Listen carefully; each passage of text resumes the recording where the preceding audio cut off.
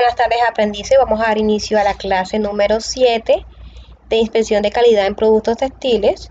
Hoy estaremos hablando un poco sobre la auditoría de calidad, ¿cierto? El personal pues que realiza la función de auditoría de calidad debe mirar la prenda como si fuese un comprador más. ¿Qué se recomienda? Se recomienda que no sea una inspectora de las rutinas, o sea, que sean de rutina normal y que dé una revisión completa al proceso al azar.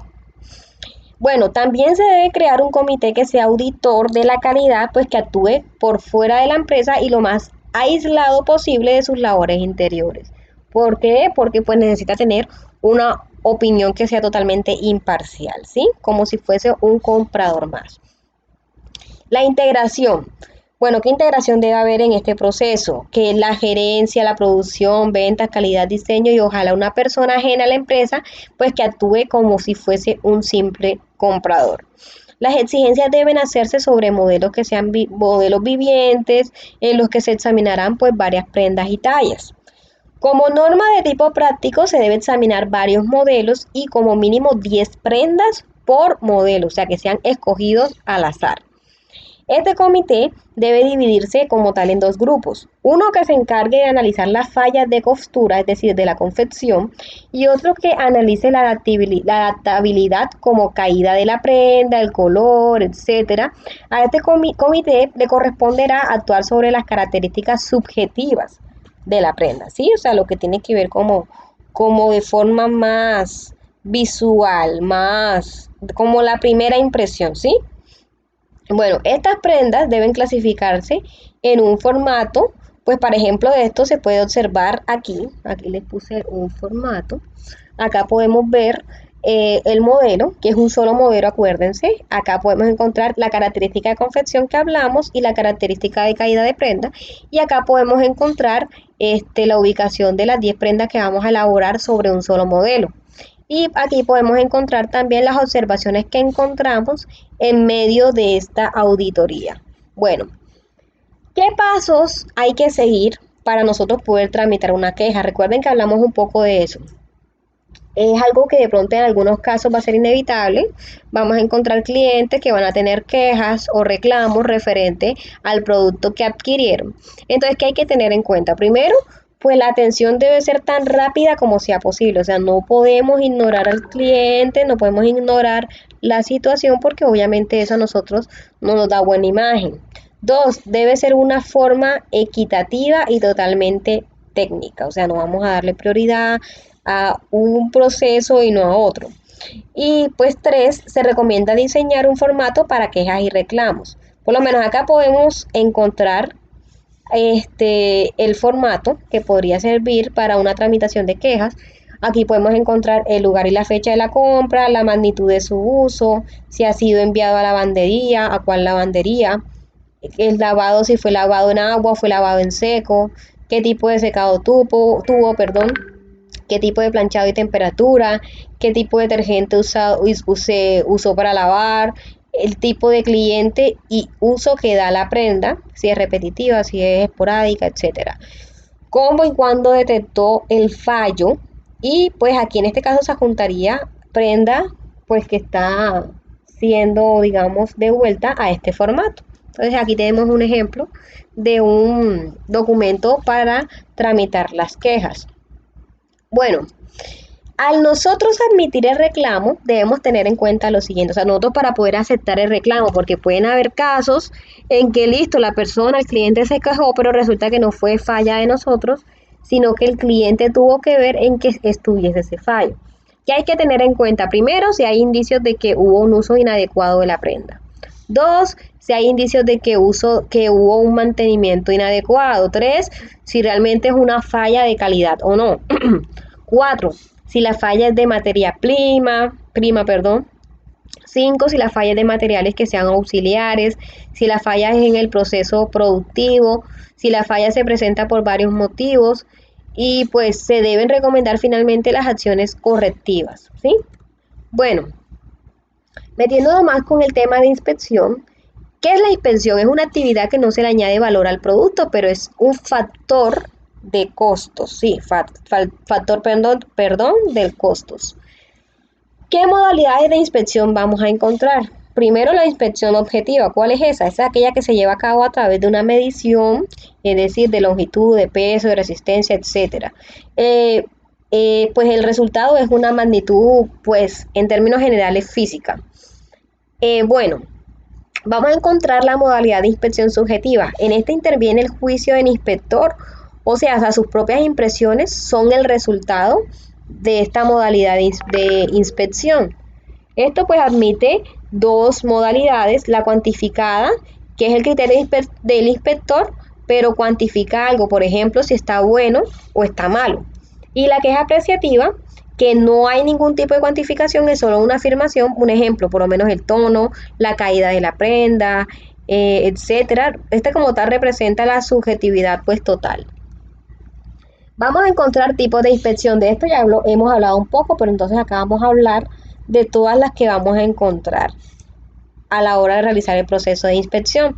Primero, pues una inspección periódica, que es cuando se realiza en periodos fijos por elementos o por tiempo. En general no es muy deseable, no es muy recomendable. También encontramos la inspección permanente, que son también como unos retenes, un puesto fijo en el proceso en el cual la inspección puede ser permanente total, o sea, todas las prendas y las características. Esta revisión es muy común en el proceso de la prenda final, ¿sí? La que es permanente. Vamos a encontrar la permanente parcial al 100%, que es cuando se examinan todas las prendas una por una en algunas de sus características, pero no en todas, ¿sí? Por eso es que se considera como parcial al 100%, porque se revisan todas las prendas, pero se revisan unas características en específico. Vamos a encontrar la permanente estadística, que es una inspección o retén en el que no se examina el 100%. También vamos a encontrar el volante, que es cuando el inspector va de una inspección a otra. Cambio físico de lugar, debe pues obedecer a un plan fijo de los puntos de inspección y al número de piezas que va a inspeccionar, es decir, se establecen unos puntos específicos, este inspector rota y pues hace la revisión de un número de piezas en específico. También vamos a encontrar a tipo de inspección arbitraria, que es lo mismo que el volante, pero sin un plan fijo. Se efectúa a concepto del supervisor. Digamos que no es algo como que se estableció, o sea, porque el volante es algo que ya está establecido. Por ejemplo, el inspector con técnica o de modalidad volante tiene 10 puntos. Entonces él va rotando en esos puntos en X cantidad de tiempo. En cambio, la que es arbitraria es similar al volante porque rota, pero digamos que se efectúa a concepto de lo que piense el supervisor. Bueno, vamos a encontrar el tipo de inspección eventual, que se hace de vez en cuando al cambiar algo pues del proceso. Y también vamos a encontrar la inspección que es al azar, ¿sí? Asegura una extracción de los elementos que se van a inspeccionar al azar, como su nombre lo indica. Puede ser tomada con respecto al tiempo o con respecto al principio ordenado de los mismos elementos. Ejemplo, puede ser cada hora, cada X cantidad de unidades. ¿Sí me explico? De pronto, vamos a hacer una revisión a las 5:30, a las 6:30, a las 7:30, ¿ya? O también cada 100 unidades o cada 200 unidades. Digamos que exagerando un poco. El muestreo. Vamos a encontrar una técnica de inspección que es por muestreo. Su definición es que es en un estudio de las relaciones existentes entre una población y muestras extraídas de la misma. Es decir, de una cantidad específica se extrae una muestra y en base a esa muestra pequeña o el tamaño que se establezca en las políticas, se hace la revisión. Vamos a encontrar el muestreo al azar, que es el proceso mediante el cual se extrae de una población una muestra que sea representativa de la misma, pero esta se hace al azar.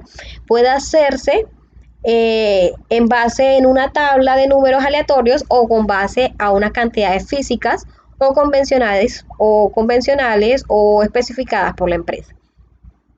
Vamos a encontrar el muestreo simple, que consiste en extraer de un lote una muestra de tamaño determinado y ensayar todas las unidades de la muestra, ¿sí? De acuerdo con el nivel de la cantidad aceptada por la empresa. Ejemplo, 200 prendas 200 prendas, se les hizo una revisión, todas ellas quedaron en nivel de calidad aceptable, de esas se toma X cantidad y se le hace pues la revisión, ya sea parcial o total, normalmente es total, de esas prendas. Y en base a esa cantidad que se toma la decisión sobre el resto del lote. Aquí vamos a encontrar las siglas que se van a determinar para de pronto hacer el ejercicio. Vamos a encontrar la N como tamaño del lote, la H como tamaño de la muestra y la C como número de aceptación. Entonces, aquí vamos a encontrar, aquí me apareció funcionamiento esquemático, es con Q. Bueno, aquí vamos a encontrar un funcionamiento esquemático del muestreo simple. Ya estuvimos hablando un poco del muestreo simple, que se tiene, por ejemplo, para analizar 100 rollos de tela que contienen 50 metros cada uno. Entonces, 100 rollos que cada uno tiene 50 metros.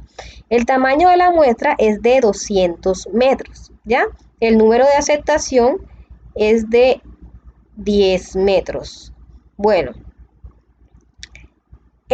como hablamos, la N significa el tamaño del lote, que vendría siendo la multiplicación de la cantidad de rollos por los 50 metros que tiene cada uno. Eso pues sería la cantidad total del lote, que son 5.000 metros.